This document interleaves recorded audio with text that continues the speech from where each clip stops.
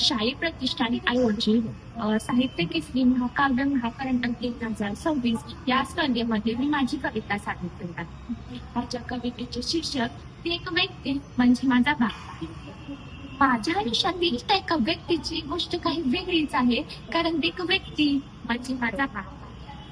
त्याच्या घड्याळात ना वेळ आहे ना त्याच्याकडे परिस्थितीच्या कारणांची ओढ आहे. संसाराच्या जबाबदारीचा योग्य वेळ तर त्यांच्याकडेच आहे.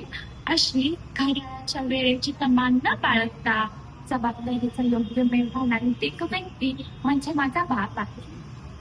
पायी तुटकी चप्पल, अंगी सारखी कापडं, तरी स्वप्नांसाठी अनेक अडचणींपुढे ताट मानेने उभा आहे. स्वप्नांसाठी अडचणींपुढे ताट मानेने उभी असणारी एक व्यक्ती म्हणजे माझा बाप आहे.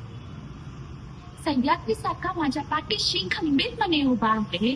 कसल्याही संघर्षाचा सामना करणारा तो संघर्षवीर आहे. सह्याद्रीसारखा संघर्षवीर अशी ओळख असणारी ती एक व्यक्ती म्हणजे माझा बाप.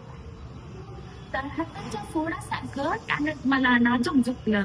माझ्या स्वप्नांसाठी स्वतःचं आयुष्य माझ्या पाण्यात आलं. लेकीच्या स्वप्नांसाठी अहोरात्र झटणारी एक व्यक्ती म्हणजे माझा बाप आहे.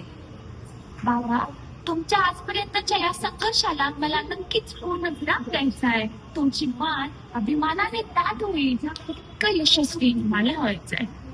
आली संकटे कितीतरी त्यांचा सामना करण्यास मी तत्पर आहे, कारण माझ्या पाठीशी खंबीरपणे उभी असणारी एक व्यक्ती म्हणजे माझा बाप आहे. धन्यवाद.